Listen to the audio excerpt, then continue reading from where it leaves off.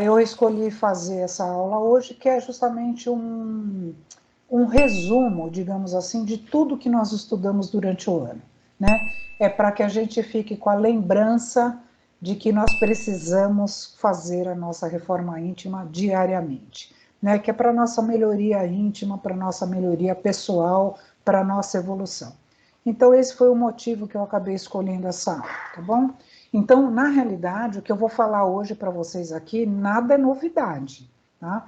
É só uma, como eu comentei, uma lembrança de tudo aquilo que a gente estudou para que a gente possa refletir, né, ainda mais agora que estamos no final do ano, e começarmos o ano aí com o pé direito. Tá? Embora todo dia a dia, né? Não precisa esperar o final do ano para começar a se melhorar.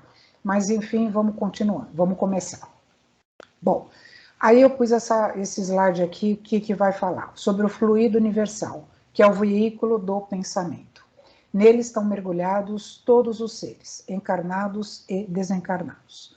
Então, só para a gente sempre ter em mente que nós estamos todos imersos no fluido cósmico universal.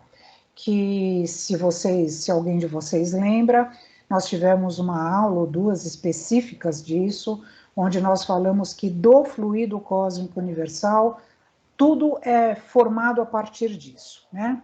A matéria, com certeza, para nós fica mais fácil o entendimento, porque a ciência demonstra, com relação à parte espiritual, nós acreditamos que também venha disso, mas só que nós não temos esse conhecimento, porque a nós ainda não foi dado essa abertura, digamos assim, para que nós possamos ter esse entendimento de como Deus cria os espíritos. Porém, nós acreditamos que ele cria, porque estamos aqui vivos, né? Nós já falamos muito a respeito disso, sobre a união, né, das células, dos gametas, que dá vida, né, e que a ciência mesmo não consegue explicar aonde está na nossa cabeça, aonde está no nosso cérebro a consciência, né? Uns falam, está no córtex pré-frontal, outro, tá lá mais para dentro, tá não sei o quê. É uma coisa que nem a ciência consegue entender da onde vem essa consciência, da onde vem essa razão. E nós acreditamos que essa ligação justamente se dá através da conexão do espírito com a matéria que nos dá a vida. Então, isso só para lembrar que nós estamos todos juntos no mesmo barco, encarnados e desencarnados. Bom, então vamos falar aqui um pouquinho a respeito. Esse fluido, que é o fluido cósmico universal, recebe da vontade uma impulsão. Ele é o veículo do pensamento, como o ar o é do som, com a diferença de que as vibrações do ar são circunscritas, ao passo que as do fluido universal se estendem ao infinito.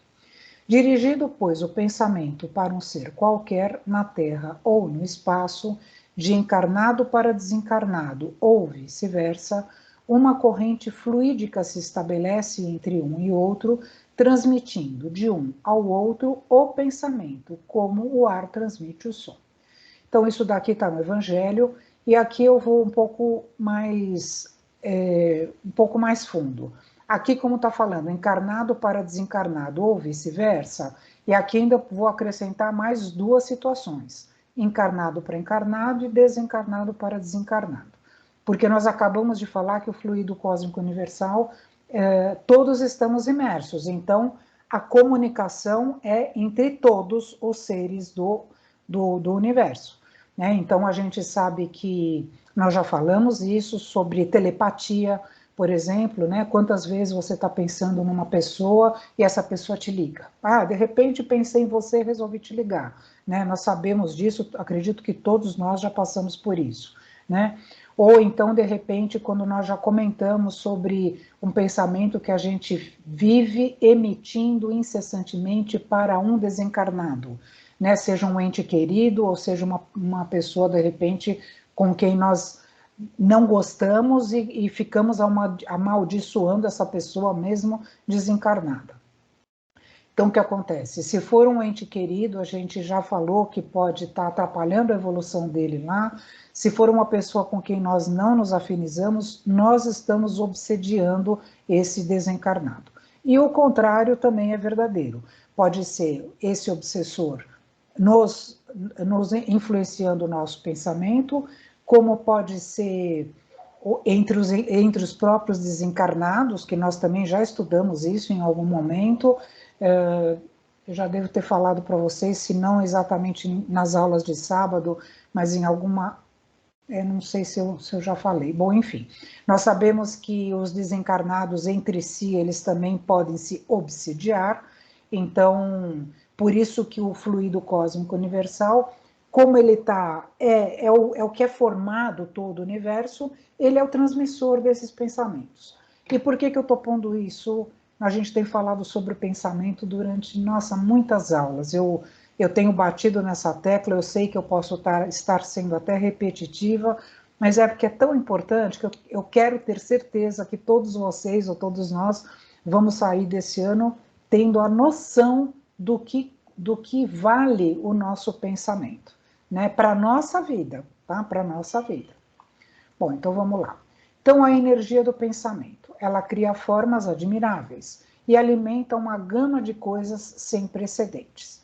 Então, aqui, a gente pode ter um pensamento negativo ou positivo. A gente já viu em algumas aulas aí anteriores sobre a ideoplastia, né? Quando a gente cria essas formas na nossa cabeça, que são chamadas formas pensamento, que, aliás, está muito bem explicado isso no livro da Gênese. Quando a gente tem a intenção, então você cria isso no seu pensamento. Então, veja bem, eu posso criar para o bem ou posso criar para o mal. Aí vai de acordo com a minha cabeça, né? Então, para a gente ter essa noção do que nós vamos pensar e de como nós vamos criar essas formas pensamentos, para o bem, né? Ou para o mal. Bom, os pensamentos bons impõem-lhes luminosidade e vibrações elevadas, que causam conforto e sensação de bem-estar às pessoas sob sua influência. Veja, o pensamento vai, se dependendo do meu pensamento, eu vou criar uma situação em torno de mim.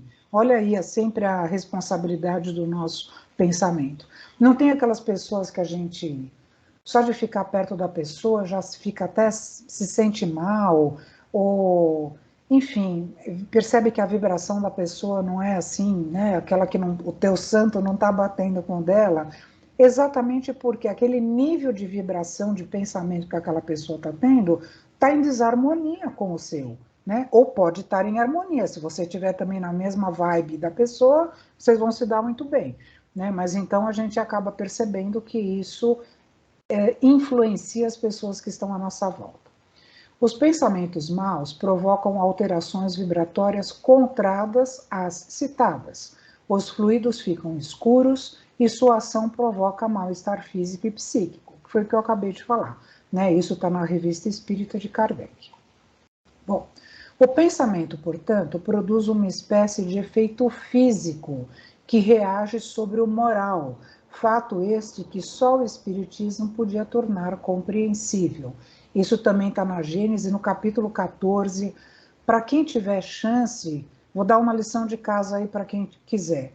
Estude a Gênese. É um livro difícil, mas ele é maravilhoso. Ele é muito científico. E esse capítulo 14, então, é top, né? Porque ele fala de tudo isso que nós estamos conversando aqui e muito mais. Tá? Bom, então, revendo essa frase aqui. Então, a gente vê que depende do meu nível de pensamento, eu vou fazendo o quê? Eu vou somatizando isso no meu organismo. E isso não precisa ser também espírita, apesar de estar falando aqui que só o espírito podia tornar isso compreensível, mas a gente está cansado de saber. Quando você só pensa coisas negativas, quando você só deseja o mal, enfim, você vai angariar uma bela de uma úlcera, né, gástrica, isso é o mínimo que pode acontecer, ou até outras doenças mais complicadas, por conta da sua mentalidade. Enquanto a gente não mudar o nosso pensamento, nós vamos ser mais propícios a termos essas situações somatizadas no nosso organismo. Isto não quer dizer que uma pessoa que tenha pensamentos bons, que seja uma pessoa boa, também não possa ficar doente. Claro que sim, né? Mas aí a gente precisa ver outros fatores que propiciaram isso, tá? Com relação aos pensamentos ruins, fica mais fácil de acontecer essas outras somatizações que eu estou falando. Bom, então vamos lá. Então o que a gente vê aqui? Que querer é ser, né? Então assim, eu quero ser bom? Olha, eu quero ser bom, então eu vou me esforçar para isso. Então eu vou ter uma vontade, né? Então se eu quero, é porque eu estou tendo uma vontade no meu pensamento. Eu vou ter um esforço, porque nós sabemos que isso demanda um gasto de energia e eu vou precisar de tempo. Não é de hoje para amanhã que eu vou conseguir me melhorar, enfim, que eu vou mudar meus pensamentos, nós sabemos disso. Porém, o que eu sempre falo também, não é porque eu tenho todo o tempo do mundo, literalmente, nós que acreditamos na reencarnação, que eu também vou deixar isso para depois, porque eu só vou postergando a minha melhora. Então, é o que a gente fala, se eu quiser ter uma vida futura melhor, eu preciso começar hoje a me melhorar, né? Então, por isso que isso demanda um esforço mesmo. E aí, obviamente, que isso demanda uma mudança de costumes. E esses costumes nós estamos falando do quê? Dos nossos pensamentos. Então, é o que eu sempre comento com as pessoas, os alunos, enfim, com quem eu vejo necessidade de conversar a respeito. Quando a gente percebe, e nós já percebemos isso, nós já temos esse discernimento, de que eu estou pensando uma coisa que eu sei que eu não deveria, porque a nossa consciência, a nossa razão aqui, às vezes prega umas peças na gente. Então, assim, eu de repente estou pensando, porque fulano, porque Beltrano, porque não sei o quê, porque fez isso, porque aconteceu. Gente, eu tenho essa ciência, eu tenho que cortar esse pensamento.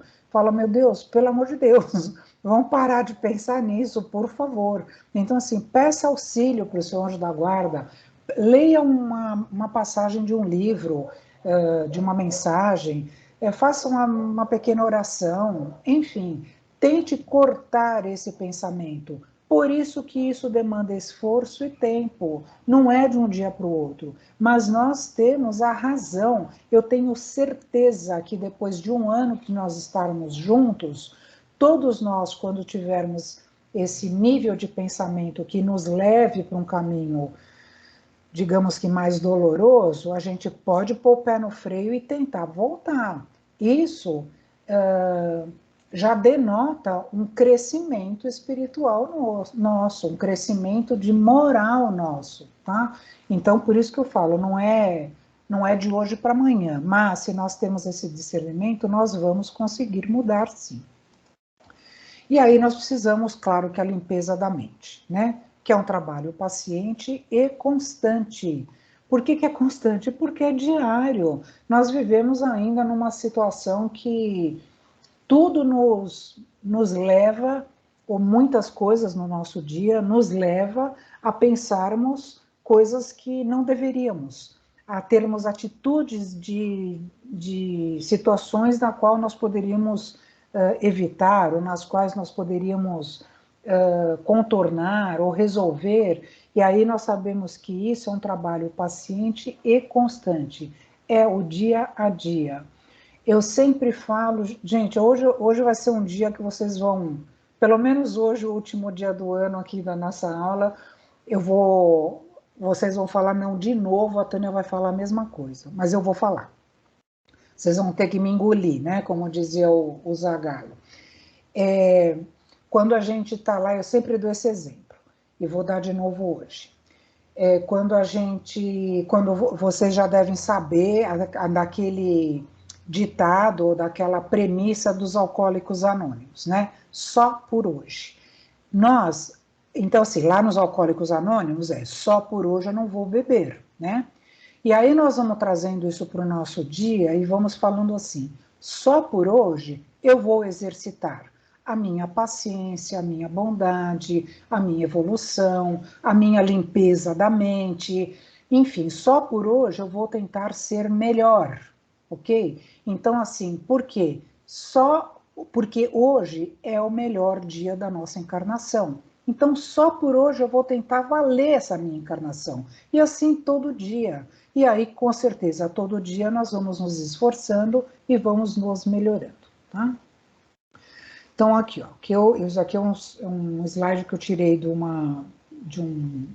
um site aí que eu gosto bastante, então eu copiei e colei isso daqui. Então, pensamentos e fluidos. Pode-se concluir, assim, que em torno de uma pessoa, de uma família, de uma cidade, de uma nação ou planeta, existe uma atmosfera espiritual fluídica que varia vibratoriamente segundo a natureza moral dos espíritos envolvidos.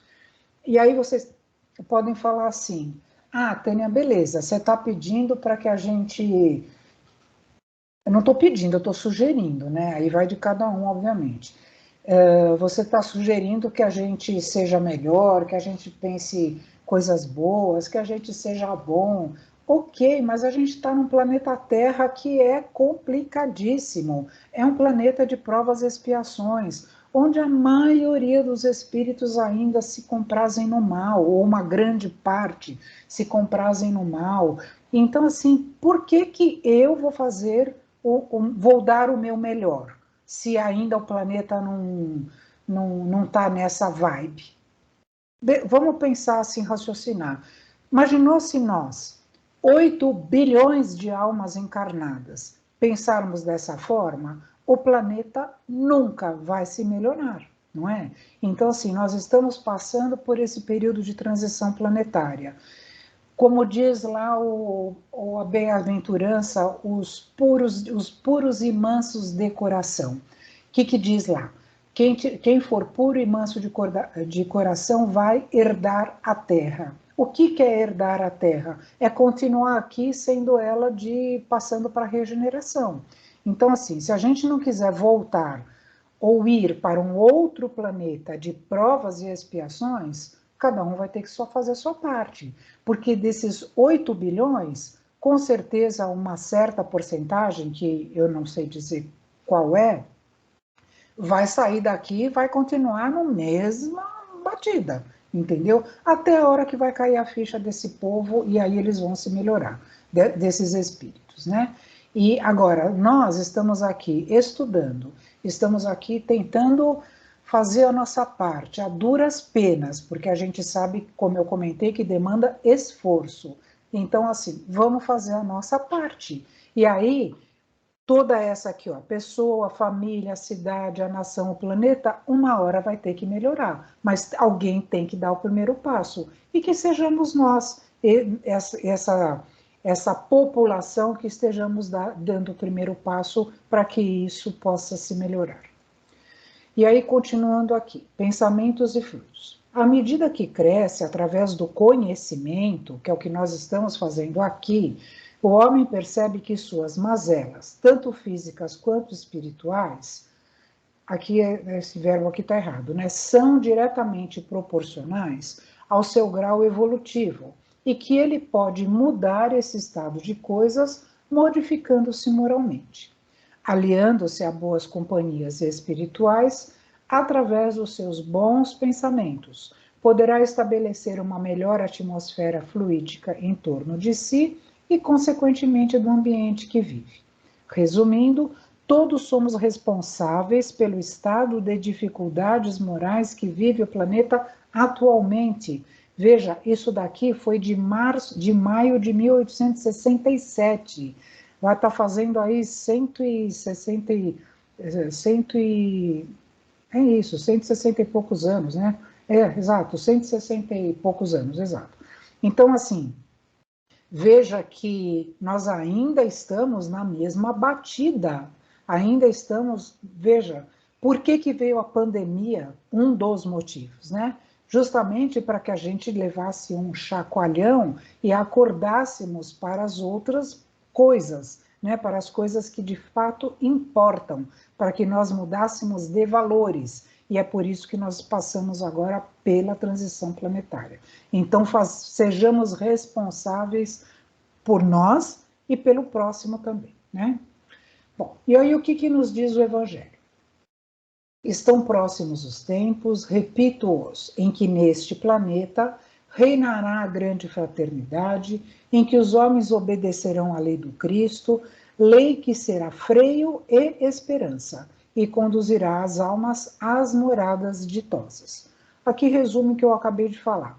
A gente está passando por uma transição planetária, o planeta vai continuar tendo habitantes como nós, seres humanos ainda, o mal ainda vai existir, porém vai estar num nível mais equilibrado com o bem. Então nós vamos conseguir ter mais discernimento, o nosso pensamento já vai estar melhorado. Então por isso que se nós quisermos herdar a Terra, precisamos ser responsáveis. Bom, e aqui só para lembrar, porque também nós já falamos muito a respeito, a classificação dos mundos habitados. Os primitivos, que se enquadram para as primeiras encarnações dos espíritos, o nosso aqui, onde o predomínio do mal, o de regeneração, onde ainda existe a expiação com X, mas nós já estaremos mais fortalecidos e vamos estar numa fase de refazimento, né? Os mundos ditosos, onde o bem sobrepuja o mal, então vejam que o de regeneração, ele está no meio, entre os piores e os melhores, né? E os celestes ou divinos, onde só reina o bem, que será o nosso futuro. A Terra foi, mas não é mais, um mundo primitivo. Veja, isso também foi falado lá para o Kardec na Revista Espírita. Então ele já teve essa transição, e quando ele teve essa transição? Eu mandei inclusive um vídeo para vocês a respeito. Foi exatamente quando os exilados de Capela vieram encarnar aqui. E aí eles começaram esse período de transição, e aí, porque eles eram mais adiantados do que aqui estávamos, e aí foi quando houve esse período de primitivo para expiação e provas. E aqui, a Terra pertence à categoria dos mundos de expiação e provas, razão porque aí vive o homem a braços com tantas misérias. Ok, mas estamos já saindo disso, cada um fazendo a sua parte, né? Então, o que são os mundos regeneradores? Os regeneradores são mundos de transição, como eu comentei, entre os de expiação e os felizes. Como são seus habitantes? Sujeitos às leis da matéria, corpos ainda de carne, experimentam sensações e desejos. Isso tudo é o que nós temos ainda hoje, né? Libertos das paixões desordenadas. Então, aqui já estamos, se viermos para cá, reencarnarmos aqui, nós já estaremos num nível um pouquinho melhor. Estaremos isentos do orgulho, da inveja e do ódio.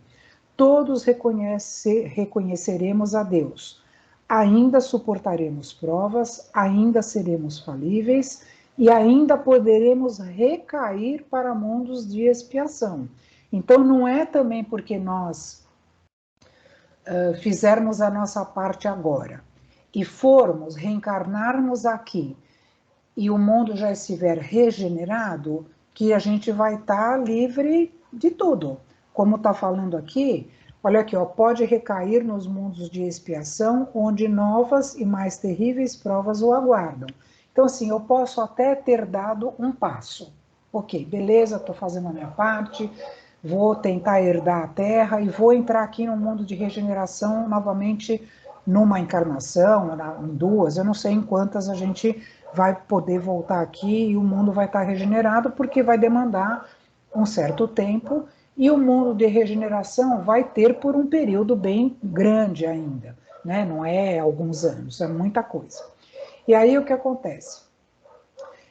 Se nós estivermos no mundo de regeneração, como nós ainda teremos provas e expiações, pode ser que nós mesmo tendo dado um passo para frente, nós poderemos o quê? Estacionar. E aí nós poderemos também cair, ok? E aí, se nós cairmos, nós temos, quando o planeta de regeneração estiver em transição para os mundos felizes, que é o que está aqui, nós eventualmente, quando fizermos essa transição, nós poderemos o quê? Voltar para cá novamente. E aí voltarmos para um outro planeta que esteja na condição de expiação e provas. Fui clara nisso? Alguém tem alguma pergunta? Ok, então vamos embora. Então vamos lá. Todos viestes quando fostes chamados, um pouco mais cedo, um pouco mais tarde, para a encarnação cujos grilhões arrastais. Mas há quantos séculos e séculos o Senhor vos chamava para a sua vinha, sem que quisesseis penetrar nela? Isso também está lá no Evangelho, no capítulo 21. Então, veja bem, eu não sei se é nesse capítulo que tem uma... É que eu não estou com o Evangelho aqui. Não sei se é nesse capítulo que está escrito muitos chamados e poucos escolhidos. Né? Eu até dou uma palestra sobre isso. E também sobre os trabalhadores, tem a parábola dos trabalhadores da última hora. Então, veja bem, acho que está bem atrelado com isso que está falando aqui. Então, o que acontece? Nós sempre fomos chamados, só que nós temos o livre-arbítrio. E aí, de repente, eu falo, não quero ir agora, tá bom aqui, vou ficar do jeito que tá, e vou ver o que acontece. E aí nós vamos o quê? Retardando a nossa evolução. E o que são esses grilhões? São aquelas correntes pesadas que os detentos, né, antigamente, ficavam amarrados nos pés, né? Então vai lá para andar, você tem que arrancar. Quando tinha aquelas bolas, né, de ferro, junto naquelas correntes amarradas nos pés, isso que é o grilhão. E aí a gente acaba ficando com isso atado nos nossos pés, a gente não consegue sair do lugar. Mas isso porque nós não ainda acordamos, porque todos fomos chamados. E aí eu faço uma ressalva, porque às vezes a gente pode parecer que, eu tenho que fazer, eu preciso fazer, meu Deus, veja bem, cada um no seu tempo, cada um no seu momento, cada um no seu estágio de evolução. Porém, volto a falar, eu não posso ficar parado, eu tenho que fazer a minha parte, mesmo que seja um pouquinho, né? Eu costumo sempre falar que mesmo que a gente cresça a, a altura de uma folha de sulfite, mas não é uma folha de sulfite assim de pé, não. Mesmo que seja uma folha de sulfite deitadinha, eu já cresci um pouquinho, tá? Então, assim, não tem problema. Cada um vai fazendo a sua parte no seu momento. Nós não podemos nos violentar. Então, assim, a gente tem um raciocínio para isso, nós temos a razão para isso. E aí a gente fala, meu Deus, eu não consigo dar mais do que eu dou, né? Eu não consigo fazer mais do que eu faço. Ok, faça a sua parte enquanto o quanto você consegue, mas não deixe de fazer, ok? Então vamos lá. No mesmo evangelho, aqui no capítulo 18. Entrai pela porta estreita, porque larga é a porta da perdição, e espaçoso o caminho que a ela conduz. E muitos são os que por ela entram. Claro que sim, é muito mais fácil você atravessar uma porta larga, né? Como, veja bem, o que tem do outro lado da porta aqui? Tem um inferno, né? Enquanto que a porta estreita tem um céu, né? Então, veja bem, que a porta estreita, você tem que se espremer para passar, né? Ainda mais os mais gordinhos, né? E aí o que acontece? A gente tem que fazer um esforço para passar pela porta estreita. E isso, como eu comentei ali no slide anterior, demanda tempo, demanda gasto de energia, demanda mudanças na nossa vida, demanda um exercício diário para isso. Então, não é à toa que esse versículo, que é um dos versículos da Bíblia, né? Eu acredito que é. Eu não estou com o meu evangelho aqui, mas eu acredito que seja assim. E aí o que acontece? Para nós é mais fácil entrarmos pela porta larga, porque a gente vai sendo empurrado pela sociedade, a gente vai sendo empurrado pela nossa vida, às vezes sem propósito, e vai vivendo um dia depois do outro sem nenhum compromisso, sem nenhum comprometimento, acabamos tendo uma vida vazia, né? É, acredito que muitas pessoas, se fizerem um retrospecto da sua vida, vão pensar assim, nossa, o que que eu produzi? Aqui eu não estou falando em termos de trabalho, de nada. O que que eu produzi para mim? O que que eu cresci? O que que eu mudei? Quais são os meus valores atuais? Será que são os mesmos valores que eu tinha lá atrás? Né? Poxa, vamos combinar que claro, nós temos valores que são alguns princípios, como que nós já falamos sobre isso, sobre ética, sobre moral, que nós temos desde sempre, a nossa índole, claro, tem valores que a gente não muda, porém, há muitos outros que nós vamos mudando conforme o nosso amadurecimento espiritual. E aí a gente acaba o quê? Se elevando e evoluindo com isso, né? E para isso a gente precisa de uma porta estreita para isso. Então, aqui, ó, deixar para melhorar noutra existência significa retardar o progresso. Mais tarde, o espírito verificará o próprio erro. Aqui está no Livro dos Espíritos, na questão 195.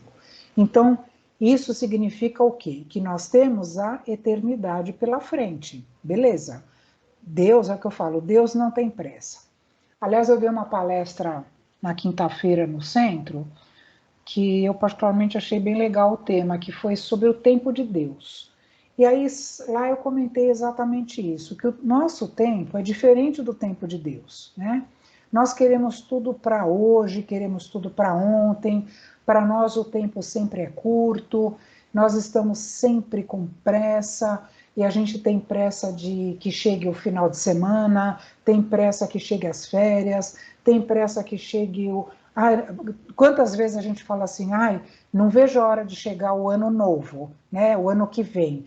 O que, que vai mudar do dia 31 de dezembro para o dia 1º de janeiro? Não vai mudar nada, né, absolutamente nada. A única coisa é o calendário, que em vez de 2021 vai ser 2022. Mas a situação, se nós não mudarmos dentro de nós, as coisas vão continuar do mesmo jeito. Né? Veja bem, nós já estamos há 2 anos com essa pandemia, na hora que a gente pensa que o negócio vai dar uma folga, aí vem uma nova variante, aí a gente já começa a ficar alerta novamente. Por que tudo isso, gente? Porque nós não aprendemos a lição. Há 2 anos nós estamos nessa entre aspas, brincadeira, né? Então vamos acordar, porque o dia melhor é hoje, tá? Então, por isso que eu pus aqui assim, bem grande para a gente entender. Então, vamos lá, aqui também no Evangelho. E segundo a ideia falsíssima, né, de que não é possível reformar a sua própria natureza, o homem se julga dispensado de empregar esforços para se corrigir dos defeitos em que de boa vontade se compraz, ou que exigiriam muita perseverança para serem extirpados. Então aqui a gente vê assim, às vezes a pessoa fala assim, sabe como eu sou, né? Eu tenho sangue quente, né?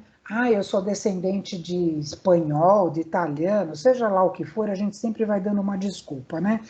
Eu sou muito explosivo, é da minha natureza. Ok. E é só por isso você não vai fazer nada para se melhorar? Porque é da sua natureza? Vamos combinar que não é bem isso. Tanto que aqui no Evangelho fala, segundo a ideia falsíssima, ele põe aqui no superlativo ainda, né? De que não é possível reformar a sua própria natureza. Então a gente se vê dispensado de reformar os nossos defeitos, porque todos nós sabemos quais são os nossos principais defeitos, nós sabemos disso, todos nós temos defeitos, porque se não tivermos não estaríamos mais aqui, e todos nós temos a razão que nos aponta é esse defeito que nós temos. E aí, se a gente ficar, como eu sempre brinco, vou jogar esse para a próxima encarnação, porque nessa aqui não vai dar certo, né? Então, assim, nós temos que, ok, vamos até dar um desconto, né? Nós temos aí alguns defeitos, né? Não vou pôr muitos, alguns defeitos. Então, a gente pode pegar um. No meu caso aqui, eu vou pegar paciência, que é um dos defeitos que eu tenho de não ter paciência. Mas eu vou dar um depoimento pessoal. Eu tenho certeza que a minha própria família sempre fala isso, que eu já fui muito pior com relação à paciência. Eu sempre queria as coisas para ontem, sempre queria fazer do meu jeito, sempre não sei o quê. E hoje eu estou um pouco melhor. Eu confesso que eu ainda tenho muito para me reformar, mas eu já melhorei, eu já tenho uma certa paciência.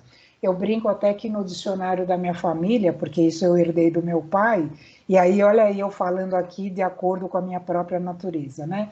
Que a gente, assim, eu brincava sempre que no dicionário da família a palavra paciência não existia, tinham pulado essa palavra, né? E aí hoje a minha já está escrita lá, no meu dicionário já tem a palavra paciência. Então, assim, a gente vai se reformando. Então, vamos pegar um defeito nosso e vamos tentar reformar nessa encarnação. E aí, tudo bem, não consigo fazer 2, 3 defeitos ao mesmo tempo, aí então no próximo eu faço. Porque também tem uma coisa, quando nós reencarnamos, que nós, uh, que nós, uh, nós participamos do processo do nosso reencarne, que nós sabemos que a maioria de nós tem essa possibilidade, tem essa bênção, né? Nós também podemos ter falado para o nosso mentor, olha, na próxima encarnação eu só vou exercitar a paciência, tá bom? Porque o orgulho, a vaidade, ou sei lá o que, outras coisas, eu não vai dar tempo de fazer tudo. O tempo é muito curto. Se a gente pensar na encarnação como um tempo de vida humana, é muito curto, né? Perto da eternidade. Então ele pode falar, ok, então faça bem feito esse seu propósito. E aí a gente vem e se reforma em relação a alguma mazela, né? Algum vício, enfim, que nós temos, algum defeito que nós tenhamos. Tá? Porque também a gente pode falar, eu vou reencarnar e vou sanar todos os meus defeitos. Aí nessa encarnação próxima. Aí o mentor vai falar, menos, né? Você não vai dar conta, vai um por vez, que é melhor, porque você vai adquirindo. Então, assim, eu vou adquirindo paciência nessa, na próxima eu não preciso nem pensar nisso. Espero, né, que eu tenha feito a minha parte aqui, eu estou fazendo ainda, e aí o que acontece? Na próxima eu não preciso pensar nisso, na próxima eu vou pensar em outro defeito que eu tenho, e aí a gente vai trabalhando isso no nosso dia a dia, ok? Então vamos lá. Quanto aos vícios de que porventura não estejamos inteiramente despojados, nós os conhecemos pelas nossas tendências atuais, e para elas até que devemos voltar as nossas atenções, que é o que eu acabei de falar. Nós sabemos, temos consciência do que pega na nossa vida e vamos então voltando a atenção para o que for melhor para a gente mudar. Então, aqui, ó, arme-se a vossa falange de decisão e coragem. Mãos à obra. O arado está pronto. A terra espera. Arai. Isso está lá no Evangelho. O espírito deve ser cultivado como um campo. Toda a riqueza futura depende do trabalho atual. Também está lá no Evangelho. Então, vejam bem, como é que eu vou querer o meu campo tá pronto, né, para ser arado, porque nós sempre temos oportunidades de nos melhorar. Então, por isso que fala aqui, a terra espera, o arado está pronto, mãos à obra.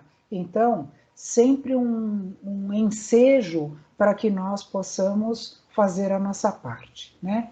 E aí, falando aqui, o espírito deve ser cultivado como um campo. Toda a riqueza futura depende do trabalho atual. Claro, eu vou plantar vento, o que eu vou colher? Tempestade, né? Eu sempre falo, eu não posso plantar abacaxi e colher morango.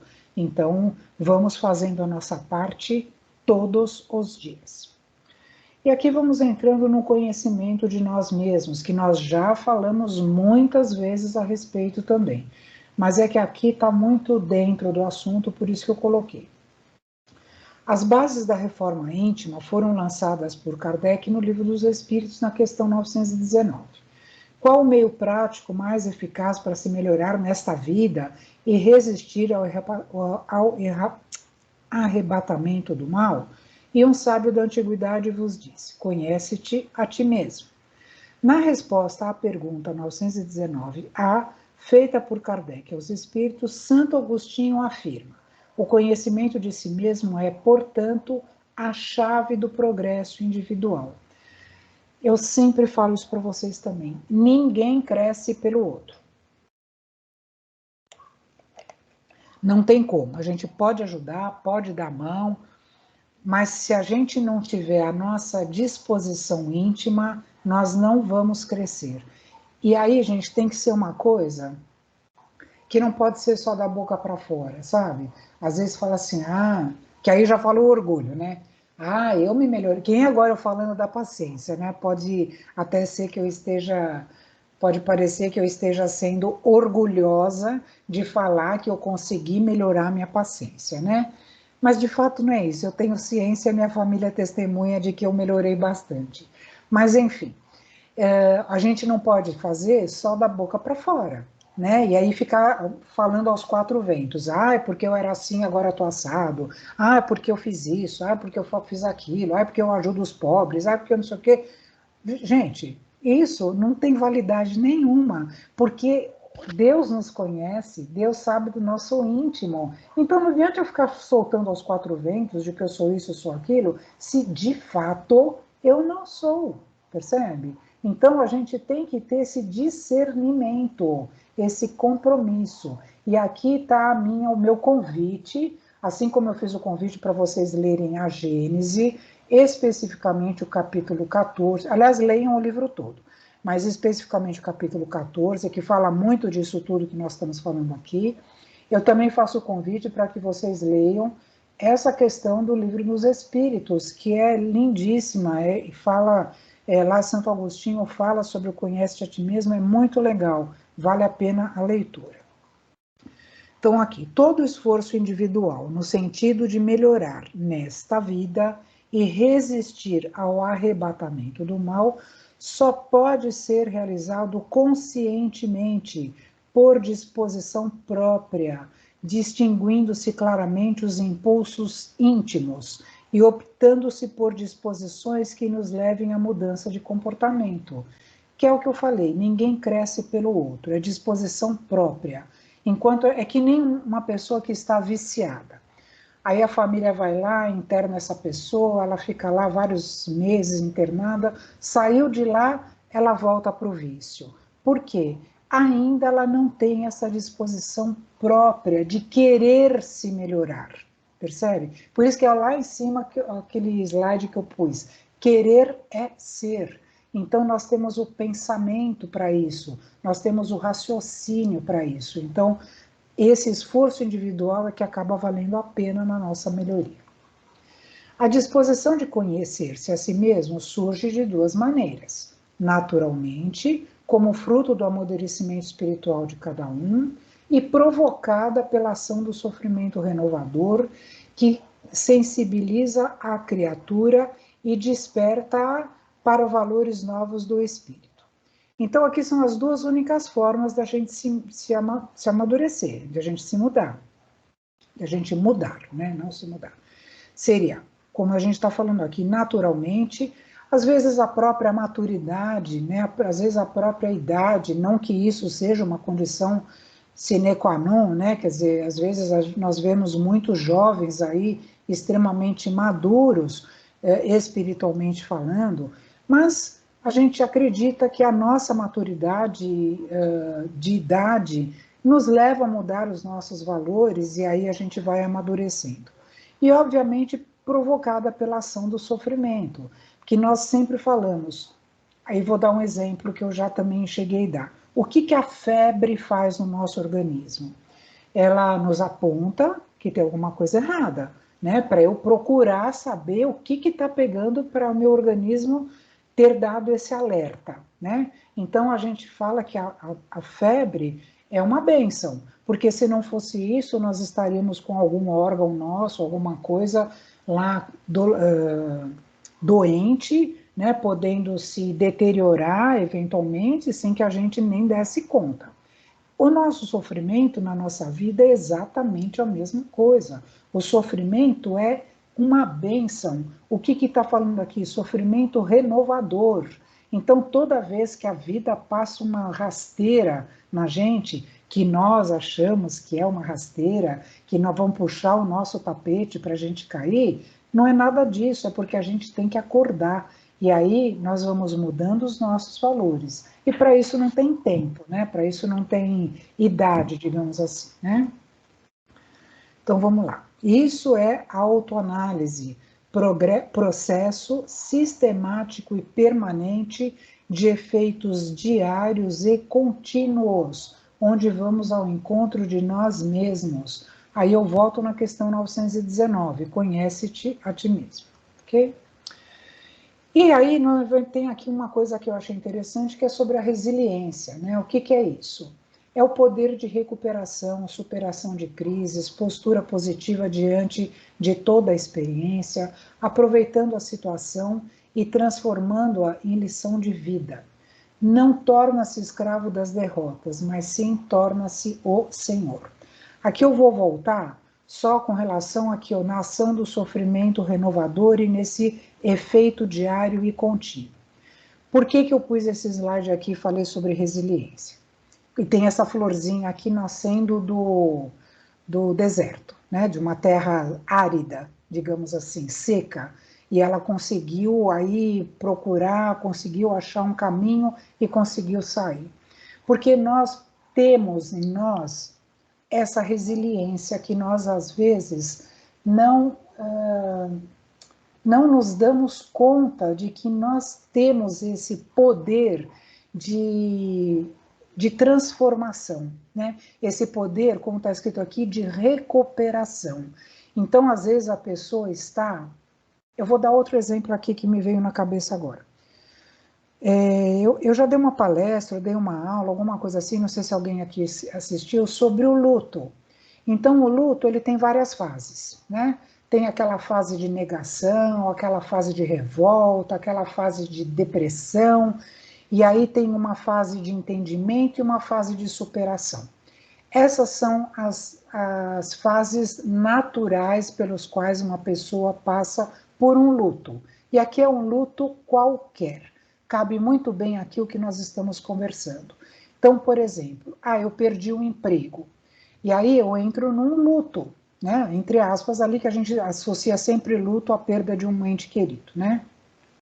Mas eu acabo entrando num luto, né? Porque, nossa, eu estava muito bem, estava trabalhando, ganhando meu dinheiro, pagando minhas contas, e de repente o chão se abriu e eu afundei lá junto, né? E aí o que acontece? A gente tem essa parte, essa fase de negação, de revolta, de depressão, só que aí isso vai passar e a gente vai superar. Então, mesmo a representação dessas fases do luto, ela é uma curva para baixo, né? Ela vem, desce e depois ela sobe, né? Porque isso, quando chegar lá na subida novamente, é justamente o que? Essa resiliência, é o poder de recuperação. Eu vou ler novamente, olha, superação de crises, postura positiva diante de toda a experiência, depois que você digeriu tudo aquilo pelo qual você passou, aproveitando a situação e transformando-a em lição de vida. Então, o que a gente vê? Que tudo na nossa vida serve de lição. Então, e aí eu vou falar o que eu sempre repito, é o que a gente deve se perguntar. Para que as coisas estão acontecendo ou aconteceram na minha vida? Um motivo tem que ter, né? Então a gente não precisa se tornar escravo das derrotas, e aí sim nós vamos ficar naquela curva descendente lá embaixo. Essa derrota vai ser o que? A minha depressão. Então eu vou ficar me lamentando o resto da vida por aquela situação que aconteceu e não vou sair, não vou conseguir, mesmo que com ajuda, sair dessa situação vitoriosa. Por isso que está falando, eu não posso me tornar escravo das derrotas, mas sim eu preciso me tornar o senhor da vitória. Né? Eu passei por isso, eu passei por essa situação, eu vivenciei tudo aquilo, foi sofrido, foi doído, porém eu saí fortalecido, eu saí evoluído, eu saí com uma mudança de valores na minha vida. Então, isso tudo nós precisamos levar em consideração. Então, aqui, ó, precisamos sair da condição de indivíduos conduzidos pelo envolvimento do meio, que é o que eu falei, não é porque eu perdi o emprego, eventualmente, que eu vou ficar lá embaixo e vou ficar o resto da vida.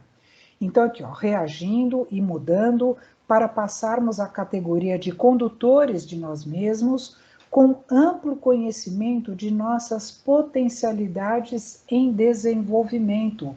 Nós não conseguimos perceber o quanto nós temos de potencial de superação.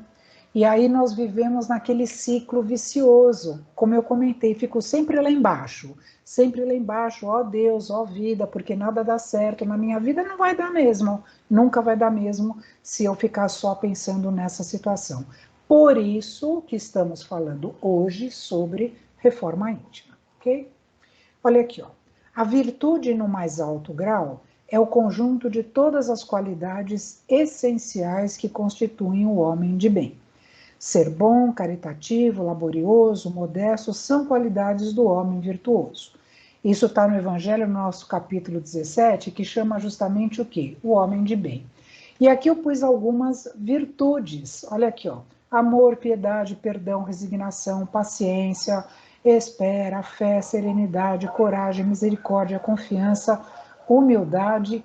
Isso é uma coisa que essas virtudes que nós vamos conquistar aos poucos, né? Foi que eu brinquei. Hoje eu escolhi nessa minha encarnação, eu escolhi a paciência para trabalhar. Escolhi algumas outras também, mas vamos combinar que a paciência é a que mais me dá trabalho. Então é a que eu mais tenho que me envolver com isso. E aí a gente tem o quê? Todas essas virtudes para alcançar. Então nós vamos alcançar aos poucos. É o que eu falei, não adianta ter pressa, não adianta se violentar, mas vamos fazendo a nossa parte. E também não precisamos. Eu até comentei uma coisa que eu gostaria até que não houvesse uma má interpretação do que eu comentei, né? Eu falei, vamos escolher uma. Então, por exemplo, né? Eu preciso perdoar fulano. Quer dizer, eu sei que eu tenho um compromisso com fulano, vamos pôr de outra forma.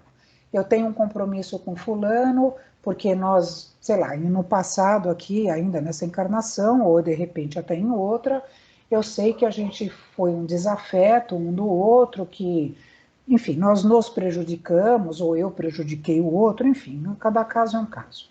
E aí eu estou falando assim, né? Vocês estão me escutando falar, vamos escolher uma e depois a outra a gente resolve. Mas, por exemplo, no caso do perdão, quanto mais eu postergar isso, pior vai ser.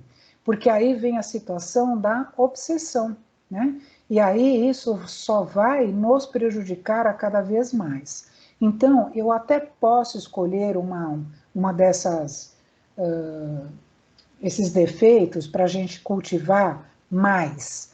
Mas eu também não posso esquecer dos outros que eu tenho e tentar fazer um pouquinho, né? Porque senão não vai adiantar nada. Porque aí chegar na próxima encarnação, eu, por exemplo, né, do perdão, eu não vou. Eu sei que eu tenho a paciência, o perdão e a resignação, por exemplo, para trabalhar. Eu escolhi a paciência, e vou jogar o perdão para a próxima. Beleza. Aí chega na próxima, eu já resolvi a paciência. Aí eu tenho o perdão e a resignação. Mas eu vou deixar o perdão para a próxima ainda, vou trabalhar só a resignação. Vejam, eu também não posso me dar ao luxo de ficar postergando os meus defeitos ad eternum, né? Digamos assim, né? Até nunca mais. Então nós precisamos fazer a nossa parte, mesmo que um pouco, mesmo que seja difícil, mesmo que eu não consiga de fato perdoar tudo que eu precisava, mas pelo menos eu vou tentar. E volto a falar aquela frase que eu sempre falo que está no Evangelho, inclusive eu acho que está nesse capítulo mesmo. Perdoai os vossos inimigos enquanto estáis a caminho com eles, né? Isso é uma coisa que vocês vão... Eu tenho certeza que toda vez que vocês escutarem isso, vocês vão lembrar de mim. Falar, ai meu Deus, a Tânia não parava de falar nisso. Porque de fato é necessário, tá? Ok, olha, ó, até aqui tudo entendido. Mas como fazer, quando, onde, qual finalidade, né? Então, assim, tudo que eu estou falando aqui parece muito fácil, eu entendi tudo que eu preciso fazer, só que não vai dar, só que está muito difícil. Então, assim, nós temos algumas ferramentas para nos ajudar. Tem esse livro aqui, olha, que é o manual, eu tenho até ele também, ó, não sei se dá para vocês verem aí, e eu, por incrível que pareça, a capa não mudou.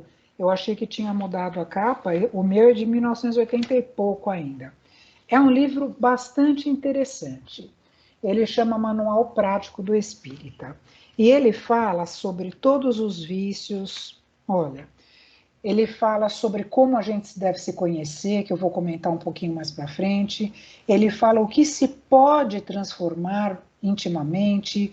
Então, ele fala dos vícios, dos malefícios dos vícios, dos defeitos. Aqui ele vai um monte, olha. Orgulho, vaidade, inveja, ciúme, avareza, ódio, remorso, vingança, agressividade, personalismo, maledicência, intolerância, impaciência, negligência, ociosidade, reminiscências e tendências. Olha só quanta defeito que a gente tem. E fala das virtudes. Humildade, modéstia, sobriedade, resignação, sensatez, piedade, generosidade. Putz, ele vai aqui e discorre mais pelo menos uns 10 ou 15 virtudes que a gente também pode trabalhar. E aí ele vai dando algumas dicas de como a gente pode trabalhar. Eu, particularmente, já li esse livro há muitos anos atrás, eu acho ele bastante interessante. Não sei se agora as edições atuais teve alguma modificação, mas só algumas coisinhas que eu acho meio assim estranhas, que eles fazem alguns questionários, ele faz alguns quadros aqui que eu confesso que não pratiquei, mas para quem gosta é um prato cheio. Eu acho que isso está uma dica muito interessante para a gente ler. Ó, outra lição de casa aí de final de ano, eventualmente. E outro livro que existe também, que é bastante interessante, que é do Vanderlei de Oliveira, chama Reforma Íntima Sem Martírio. Também é um livro bastante famoso desse médium que chama Vanderlei de Oliveira, tá? Bom, e aí eu vou pegar o gancho desse livro aqui que eu estou falando, Manual Prático do Espírito, e vou falar rapidamente sobre as primeiras páginas do livro ali. E ele começa fazendo a reforma íntima com 6 perguntas. O que é reforma íntima? E aí, resumidamente, é o seguinte: é um processo contínuo de autoconhecimento, de conhecimento de nossa intimidade espiritual, modelando-nos progressivamente na vivência evangélica. Então vejam bem, aqui ó, por que a reforma íntima? Porque é o meio de nos libertarmos das imperfeições e de fazermos objetivamente o trabalho de burilamento dentro de nós mesmos. Por que eu pus essa crisálida aqui? Que aliás já tem uma outra aula que nós também colocamos esse slide. Vejam, a lagarta está aqui, bonitinha, beleza. Aí ela vai formando esse casulo em volta dela, que ela vai ficando o quê? Ela vai ficando presa nesse casulo, né? Ela vai ficando ali até formar o casulo de verdade, né? Que é esse terceiro aqui, e ela vai ficando aqui, depois ela vai se libertando desse casulo e vai virando uma linda borboleta, né? Que é o que nós devemos fazer.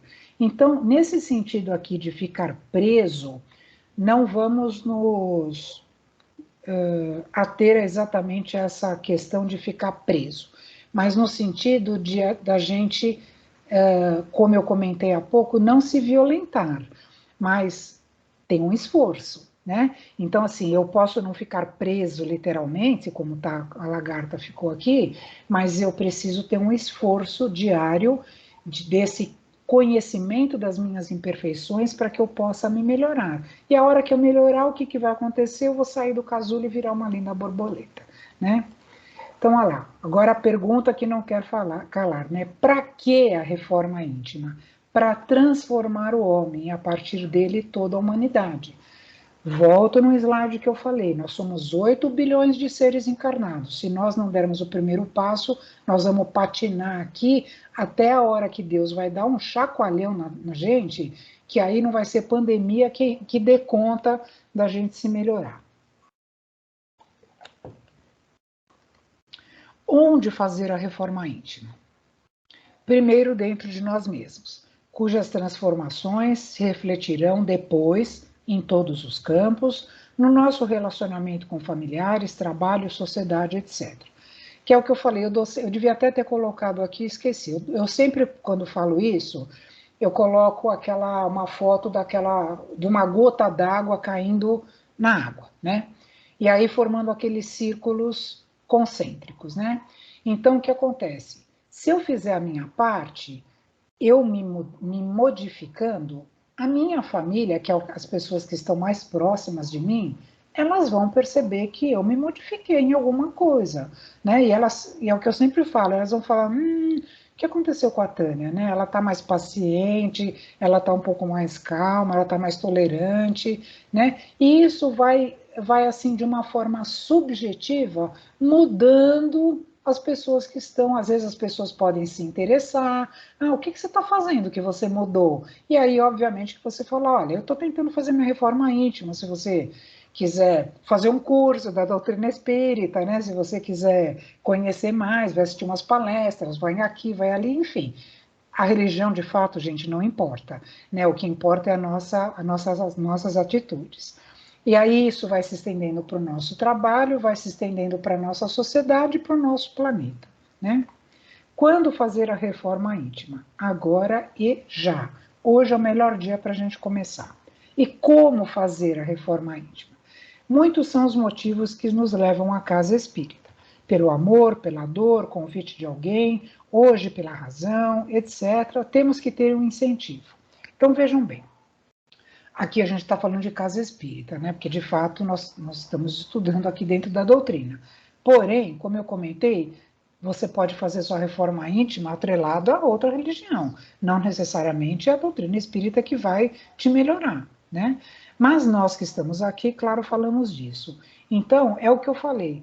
Quando as pessoas começam a perceber que a gente melhorou, ou que a gente se transformou, ou que nós pelo menos estamos tentando, elas começam a ficar curiosas. E aí a gente acaba falando, olha, eu participo disso, eu frequento aquilo, eu faço uma tarefa de doação de sopa, eu vou visitar um asilo, enfim, qualquer coisa que mostre, que demonstre a nossa melhora verdadeira, né? Não adianta eu ir lá no asilo e ir de contragosto, é melhor nem ir, né? Eu sempre falo isso. Ou ir fazer o seu trabalho na casa espírita, que é o que eu sempre falo, hoje eu tenho tarefa. Não vá. Se você pensa assim, fique em casa, porque é a melhor coisa. Assistindo televisão, cinema da sessão da tarde, comendo uma pipoca, porque a partir do momento que você fala, meu Deus, hoje eu tenho tarefa, que raio de tarefa é essa que não te dá prazer, né? Então nós temos que ir porque nós sabemos que nós vamos ser ajudados e vamos ajudar ao próximo. E é o que eu sempre falo, a gente sai da tarefa, eu falo por mim e tenho certeza de que quem trabalha vai ser conivente comigo. A gente sai melhor do que entra lá na casa espírita, né? Porque a gente está se doando e isso faz muito bem para a gente, sabe? A gente sai muito bem da casa, né? E aí eu volto a falar de qualquer lugar onde a gente faça com amor, tá? Então, essa pergunta, como fazer a reforma? Justamente, às vezes, a pessoa precisa de um convite, precisa de um ouvido, né? Precisa de um. A pessoa às vezes está necessitando falar, então a gente vai escutar e podemos eventualmente dar a nossa opinião, tentar dar a nossa ajuda para que o outro cresça, né? Porque, como eu falei, ninguém cresce pelo outro. E aqui, bem interessante também, Emmanuel, em uma de suas mensagens, nos diz: o pastor conduz o seu rebanho, mas são as ovelhas que andam com as próprias pernas. Olha que mensagem, gente, eu achei fantástica essa frase, porque de fato Jesus é o nosso pastor, né? Nós temos, nós vemos nele o nosso guia, né? A nossa referência, né? De conduta, de moralidade, mas enfim, ele é a nossa referência. Né? Ele tem ali o cajado para conduzir o rebanho, mas se uma ovelha se perder, ele até vai atrás, mas se ela fugir, ele não vai poder fazer nada, né? Porque ela tem que andar com as próprias pernas. Embora ele também tenha dito, né? Que enquanto uma das ovelhas estiver perdida, ele não vai sossegar. Mas é o livre-arbítrio da pessoa, percebe? Então nós temos que fazer a nossa parte. E aí, olha, então o que nós devemos, resumindo aqui tudo que eu tenho falado? Modificar os nossos pensamentos, doutrinar nossas emoções, observar nossa palavra, policiar nossa mente, orar e vigiar. Vou dar uma sugestão, vocês tirem uma fotografia desse slide e gruda na geladeira, né? Porque aí, de repente, toda hora a gente vai acabar lendo isso, uma hora vai funcionar. Então, não esqueçais que o fim essencial exclusivo do Espiritismo é a vossa melhora, né? Então, isso está no Livro dos Médiuns. Então, vejam bem, olha só que interessante. E essa frase está no Livro dos Médiuns, que é um livro que nós vamos estudar boa parte dele o ano que vem, que vai tratar sobre a mediunidade. Mas o que a doutrina espírita nos dá de melhor? E isso eu sempre falo e não canso de repetir.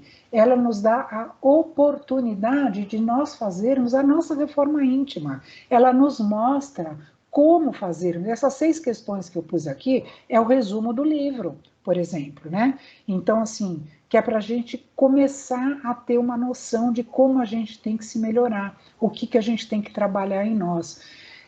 A doutrina espírita, o fundamento dela não é só a comunicação com os espíritos, que é uma coisa que muita gente acha. Ah, só porque eu sou espírita, eu falo com o espírito, eu vejo espírito, eu ouço espírito. Gente, eu já falei para vocês e falo isso novamente. Tânia, para mim isso é secundário.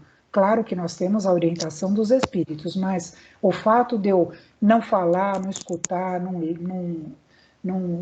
enxergar, para mim isso é o de menos, porque eu tenho a doutrina me dá outras oportunidades de me melhorar. Então, por isso que está falando aqui, mesmo no livro dos médiuns, fala que o fim melhor é a vossa melhoria. E aqui, para encerrando, não basta se dizer espírita. Aquele que o é de coração, o prova por seus atos. Isso daqui está na Revista Espírita, né? Então, é o que eu falei, conforme nós formos nos modificando, nós vamos modificando todo mundo que está ao nosso redor também, e os outros vão, por tabela, né, acabam percebendo que, de repente, é bom ser daquele jeito. E aí eles vão se espelhando em nós. E por isso que nós temos, então, que fazer a nossa parte. Ok? E, finalmente, fiquem em paz e vamos praticar a reforma íntima, moçada. Tá bom?